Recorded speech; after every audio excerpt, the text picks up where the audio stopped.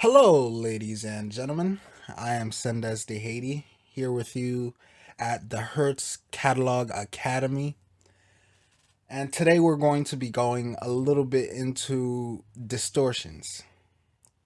This is a part of our mixing and mastering series. And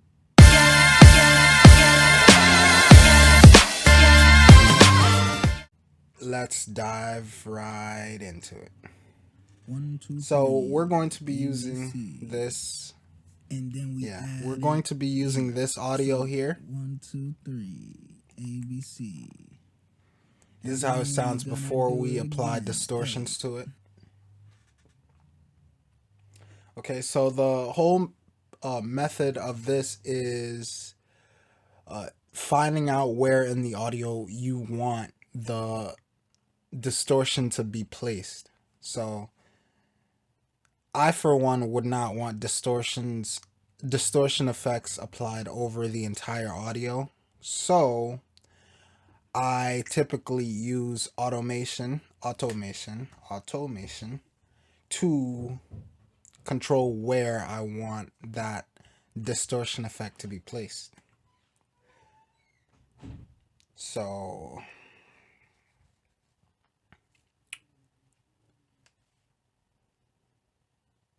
here we go. So we're going to be using fast distortion, fruity fast distortion, 1, 2, 3, ABC. as one of our plugin methods. Here. So 1, 2, 3, ABC. And So then before do it again. A.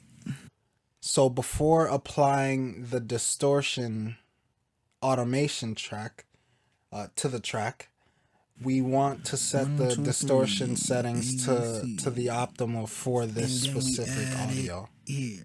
So 1, 2, 3, ABC. Remember, just like do it again. just like a guitar player tuning his strings or her strings before playing, you do the same with these plugins. So before you actually go and fully implement them into your work, it's a good practice to manipulate. It's a good practice to work with some of the settings before applying them. So here we go. Here we are. This is the automation track. Just cut this part here. And I want to apply this distortion effect around the middle here. Add this.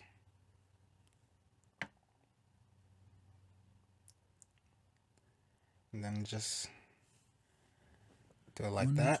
Just so that once it gets to that part, it'll get distorted immediately. Here.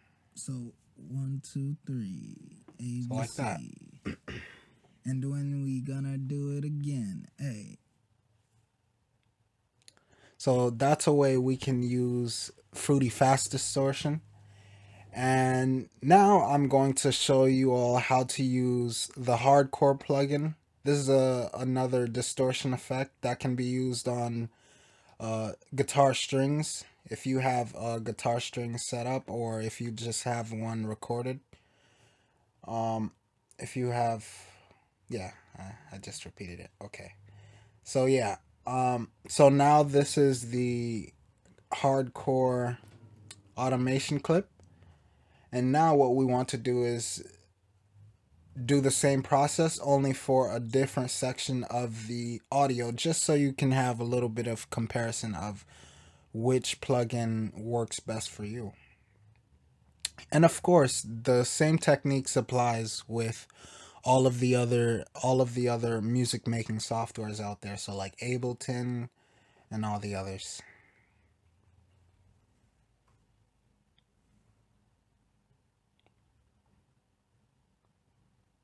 So before we do this, so that this plugin doesn't blow out our eardrums, I'll set the settings to this right here. 1, 2, 3. I'll bring the and then we add it here. So 1, 2, 3, A, B, C. And then we're gonna do it again, A. Okay, so I noticed that there's a little bit of echo there, so I'll bring down some of the parameters for the delay functions. 1, 2, 3, A, B, C. And then we add it here. So 1, 2, 3, A, B, C. And then we're gonna do it again, A. So that's basically the gist of how you can use distortion effects through the use of automation.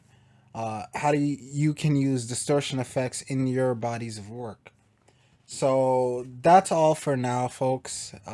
Feel free to leave a like and a comment in the comment section below of what you would like for me to cover next. Again, if you have not already, please feel free to check out the last video on audio manipulation. It's a very informative video. And as always, like, comment, and subscribe, and click that bell in the corner there to be notified whenever we bring out a new tutorial, a new instruction video. So again, this has been Sendes de Haiti with the Hertz Catalog Academy, and I will speak to you all next time. Bye.